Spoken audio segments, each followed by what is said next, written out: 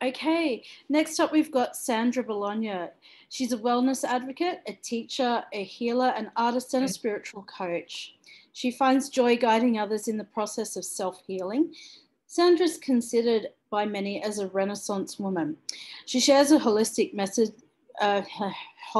methods from her healing jewelry line to energy medicine, essential oils, and the importance of incorporating lifestyle changes into your overall well-being to people all over the world. Thank you, Elizabeth. And we can discuss that topic after, okay? Sure. You asked, did I start a program? Let me see. I think I did, yes. Okay.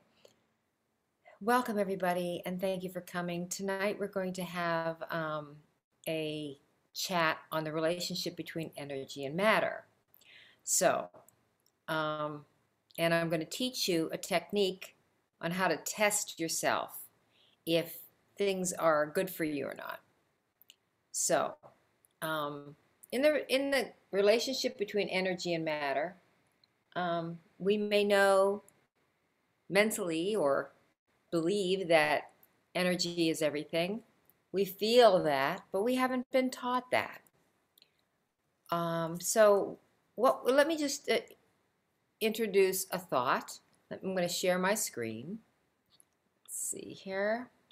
And verify, Elizabeth, if the screen is being shared. Do you see another screen? Yes, I can see it. Okay, thank you. Okay, so read that for a minute. All that we are is the result of what we have thought. The mind is everything. What we think, we become. I guess it was Buddha that said that.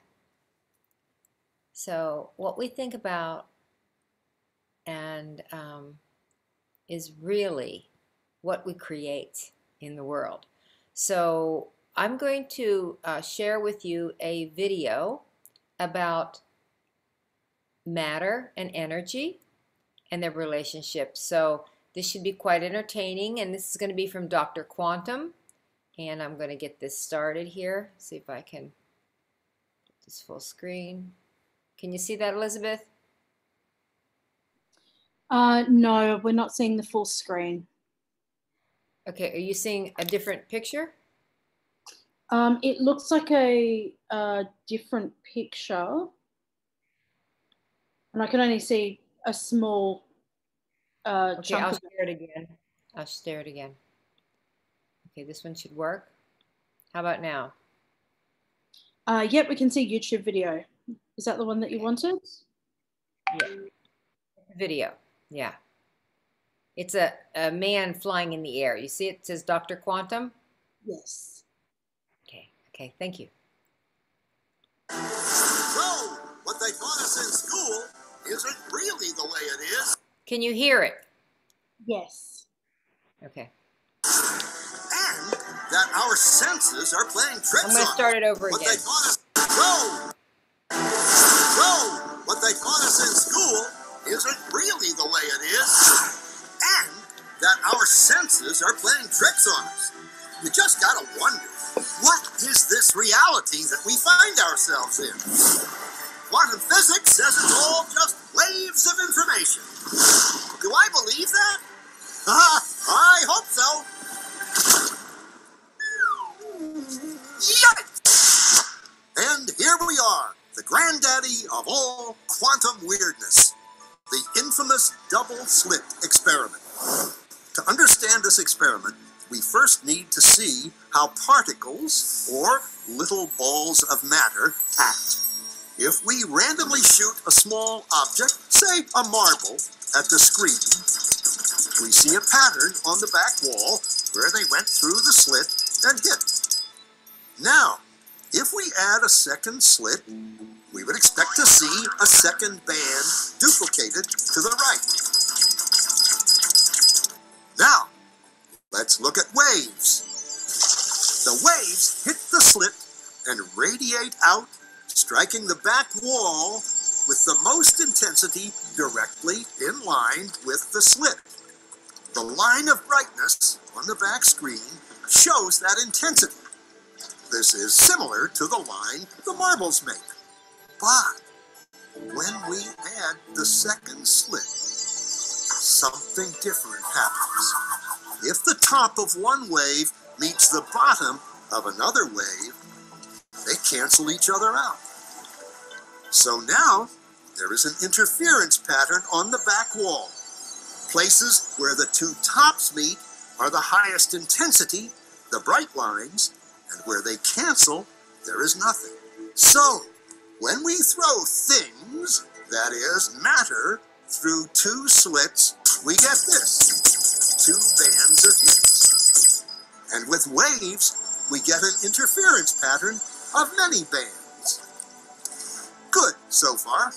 Now, let's go quantum.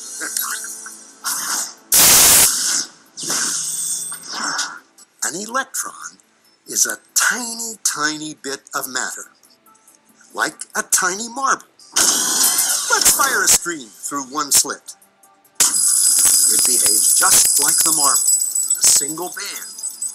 So, if we shoot these tiny bits through two slits, we should get, like the marbles, two bands. What? An interference pattern. We fired electrons, tiny bits of matter through. But we get a pattern like waves, not like little marbles. How? How could pieces of matter create an interference pattern like a wave? It doesn't make sense. But physicists are clever. They thought, maybe those little balls are bouncing off each other and creating that pattern. So, they decide to shoot electrons through one at a time. There is no way they could interfere with each other. But after an hour of this, the same interference pattern is seen to emerge. The conclusion is inescapable.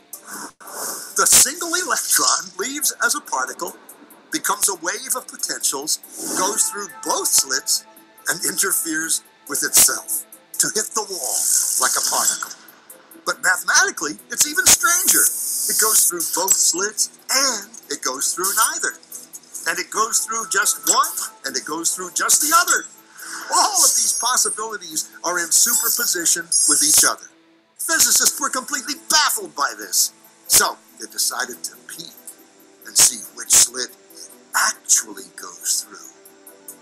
They put a measuring device by one slit to see which one it went through and let it fly. But the quantum world is far more mysterious than they could have imagined. When they observed, the electron went back to behaving like a little marble. It produced a pattern of two bands, not an interference pattern of many. The very act of measuring or observing which slit it went through meant it only went through one, not both. The electron decided to act differently, as though it was aware it was being watched. It was here that physicists stepped forever into the strange, never world of quantum events. What is matter? Marbles or waves? And waves of what? And what does an observer have to do with any of this? The observer collapsed the wave function simply by observing. So how about that? So now we'll go to another one.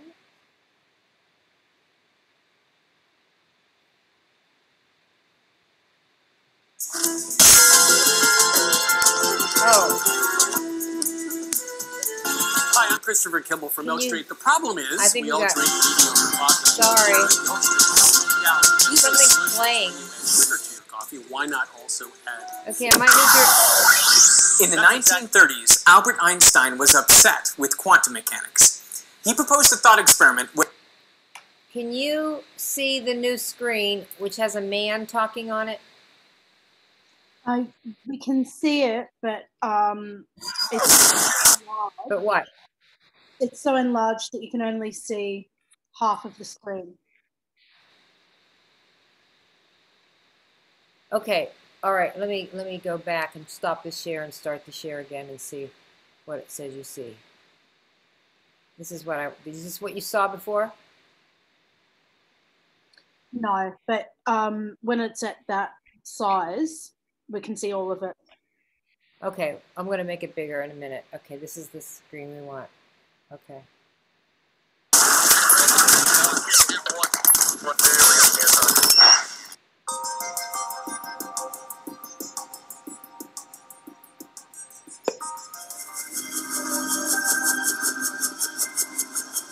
Great-great-granddaddy of wacky quantum weirdness is entanglement.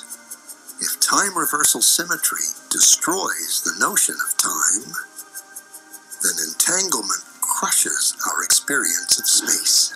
Two objects, two electrons created together, are entangled. Send one to the other side of the universe. Now, do something to one, and the other responds instantly.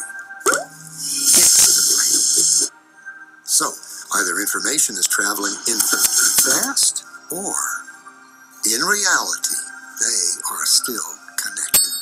They are entangled. And, since everything was entangled at the moment of the Big Bang, that means everything is still touching. Space is just the construct that gives the illusion that there are separate objects. Are we far enough down the rabbit hole yet? Okay, that's it. I forgot this back there. I guess it keeps playing, you know, videos when you get out of YouTube. I think I'm back, aren't I? Yeah, we can see you. Okay, thank you. All right, so this is the concept that's interesting, which I want to portray, or want to express that energy and matter have a relationship that depends on what is looking at it. Okay, so that goes in the first video that we looked at. So that means that what you focus on expands. What you focus on is what's created. So the more we focus on what we want or what we wish to see, the world we want to create, the more we will have that. However, what have we been trained to do that all our life? Have we been taught to do that all our life? I don't think so. So it's something that we have to on our own understand, that when something is being watched, it changes. And therefore, we have the power to change what we watch, which could be anything, whether it's frequency or whether it's matter, whether it's in form or out of form. When we work with frequencies, we work with oils. We know when we put the oils in our body, the oil has a matter to it, but it also has a frequency to it. And we take the oil, we smell it, we put it on, we get a feeling from it. It either lifts our spirits, makes us feel better, eases a discomfort. That's what it does. And eventually, the cells can hold that. At this point in time in our development on this earth, we are bombarded with so many frequencies that we cannot even see. from the cell phone technologies to the computers, the phones, the tablets, the televisions, everything we do is giving off information as well as a frequency that we can't see. More people have ringing in their ears than ever tell you. Okay, what is really going on? Wouldn't you like to vibrate at the frequencies that your cells respond to? That's what the Healy does.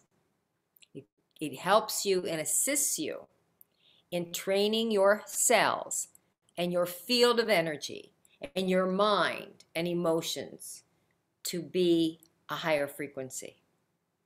So that is what is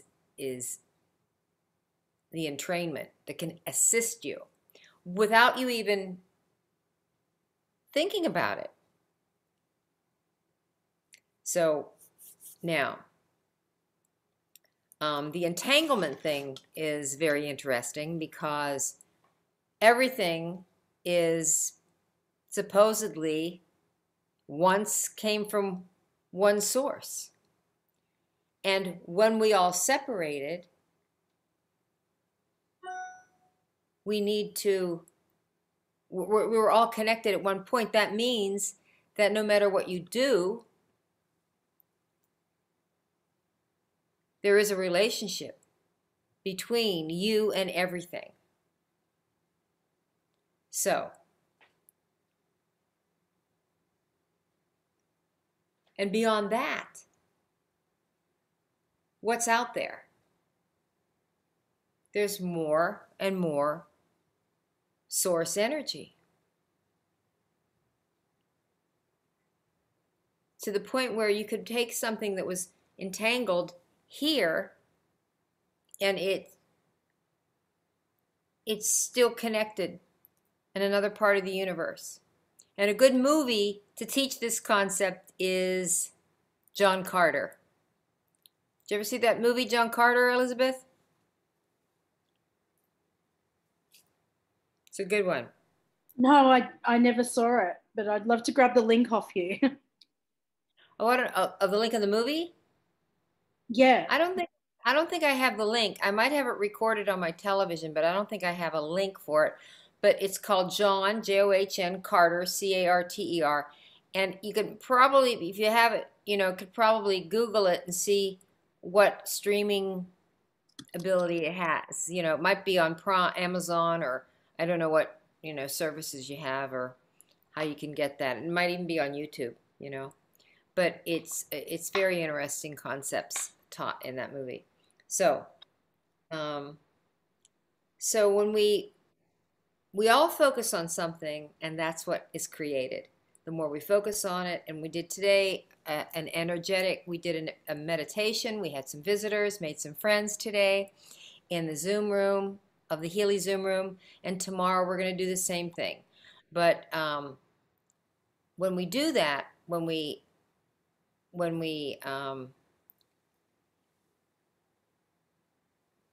focus on what we want, the more we're to create it. So we have to talk about it.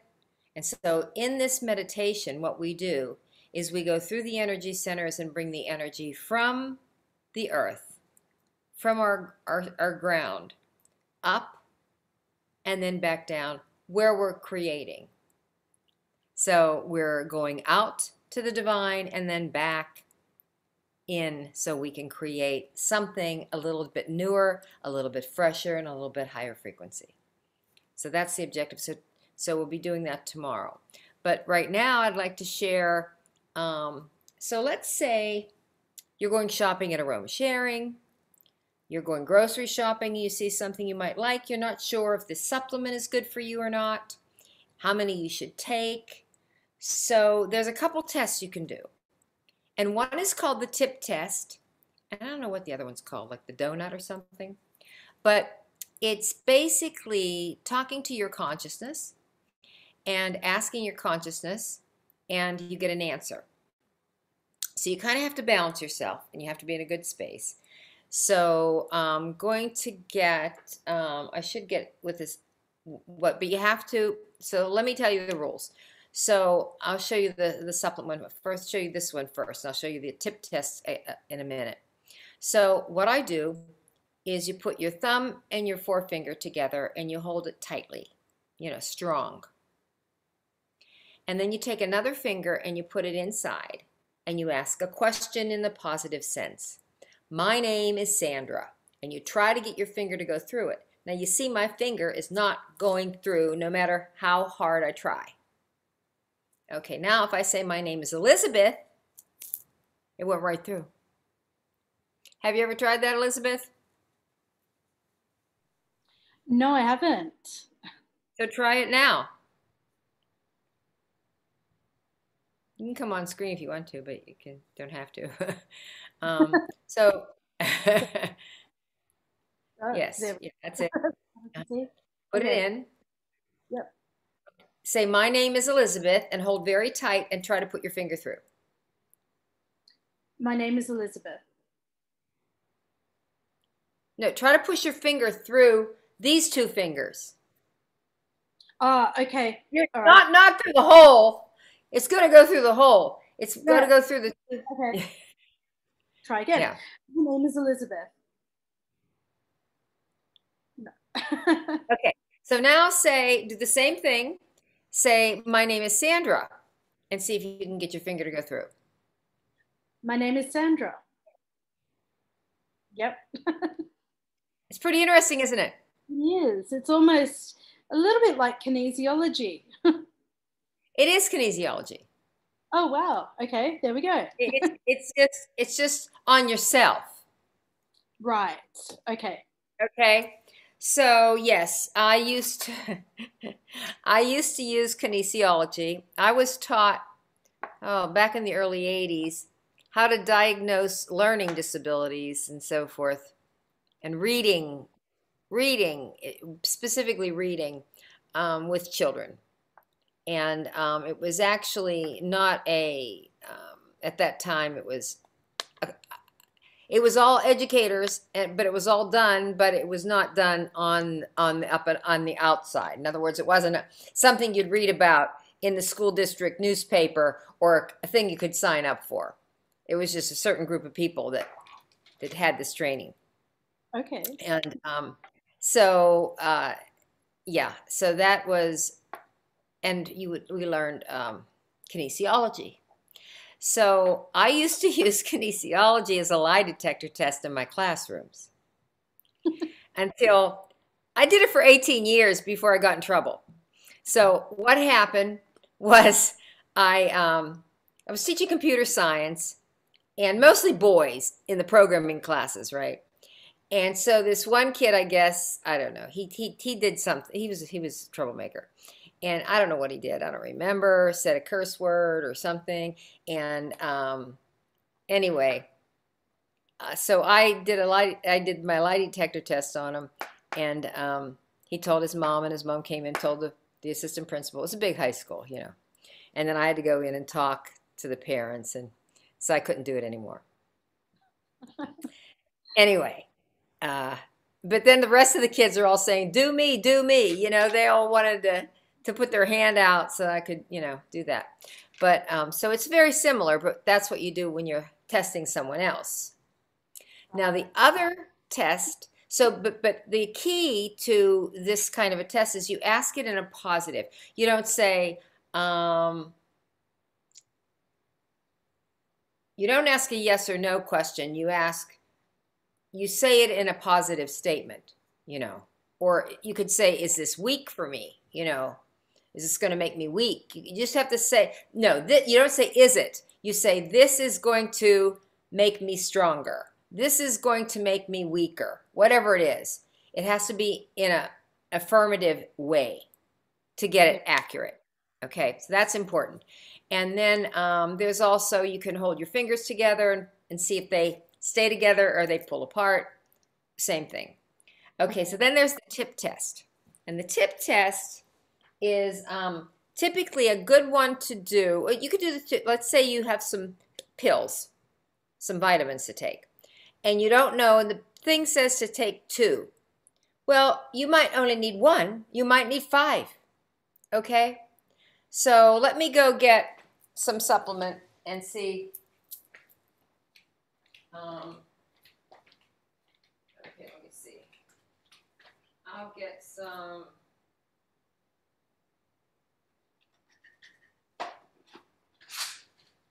Super B. Okay. Now, I think the thing says to take 2 of these a day, and I usually just take 1. So what I'm going to do is I'm going to stand here with it against me, and I'm going to ask, I'm not going to ask, I'm going to say, this supplement is good for me to take daily. Okay, so did you notice me sway a little bit?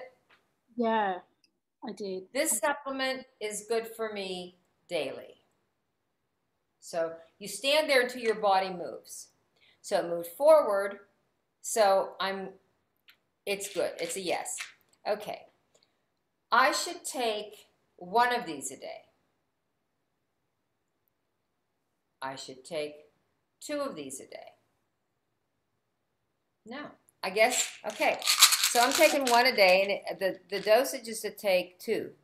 I take 1, and I've been taking 1 for a while. So it gets to the point where you almost know. You almost know. You can get to that point is what I mean.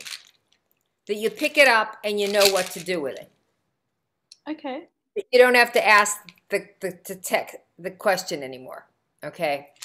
So, and a good example of that is, I don't know if you go to the grocery store. I mean, I've been to the grocery store. I was using these delivery services, and I still do. So I haven't been much to the grocery store. I've been a couple times, but not much. But I remember going to the grocery store and going where the cereals are. You know where all the cereals are? And I'm sure in Australia you have the same cereals that we do. Or it's a, like, we have Kellogg and we have Post and different names. You probably have similar, but they're probably different, you know? Same company. We've got Kellogg's here, and we're starting to get more and more American cereals. Interesting. My kids love Apple Jacks particularly. Oh, yeah. I used to like Cinnamon Toast Crunch. They're all crap, though. I know. They're all, like, you know, they're all, yeah. So they're just sugar with, you know, I don't know what they are. But anyway, the point is that they're tasty. Yeah, I just like Cinnamon Toast Crunch. And but so I go in the store where those things are, and like one of my favorite things used to be Cheez-Its. And I haven't been to Europe for a while, but the last time I was there, it just got more and more Americanized. You know, I like to travel to get something different. Yeah. And when they have everything the same everywhere, it's like, what's the use? So, okay, so you go into the grocery store, and this is a long time ago. I used to look at it like I was looking at a horror movie. Okay? It's like I can sense that I shouldn't have any of that. I don't have to do any tests. Okay? I'm just going to skip this whole aisle, even if the spices are on this side, you know? And that is basically my point of what you already know inside. Yeah. That you can just tell you shouldn't have it. Do you guys? But if you want, what's that? Sorry. Do you guys have, like, you've obviously got supermarkets, but do you have like dedicated fresh food? Oh yeah. Shops? Oh yeah. Yeah. What's that? Well, shops just dedicated to fresh produce. Well, there's a lot of farmers markets. As a matter of fact, there's one service that these people get direct markets. yeah, that I order ahead of time and I go pick it up. But there's a nice farmer's market down the street that I've a couple miles away that I've been going to. They have both organic and non-organic. I buy all organic when possible. We have delivery service too, and I just ordered 7 bags of lemons, organic lemons today, because I wanted to start the master cleanse today. But I'm not going to start today because I'm trying to finish up the food that I have that I can't freeze, whatever, you know. So I'm going to start a cleanse, and I needed the lemons. I was going to say, I get a really similar feeling when I walk into a supermarket, and I'm like, it's all crap. I don't want to buy any of this. But then by comparison, walking into a fresh produce store, you feel a lot better about, you know, absolutely, putting your money in there and what you're getting and things like that. Well, especially in Florida, we have so many farms around here that we have lots and lots of availability of fresh vegetables all year long. And I just froze. My mango tree gave me so much fruit, and all the animals were eating off of it. I mean, they were just pigging out 2 weeks ago. I'm not. There's like 4 squirrels just right there pigging out in front of me. They didn't even move. And this big raccoon comes and have some, you know, it's like, so there's a lot. I have bananas, I have mangoes, and I have a whole tree full of avocados. They're about this big right now. Wow. Yeah. So, but we do in Florida have a lot of fresh produce. So it's really nice to have that all year long, you know. So I don't even know what my topic is tomorrow. So we are going to, tomorrow at 11 Central Time, I'll be doing the chakra energy meditation again. So anyone that wants to join is welcome. I'll post the link after we post this video. And unless anyone has any questions, I think I'm going to close for the evening and wish you all a lovely evening. How about you, Elizabeth? Any questions? Not at this point. Thank you so much. All righty. Good night. Good night.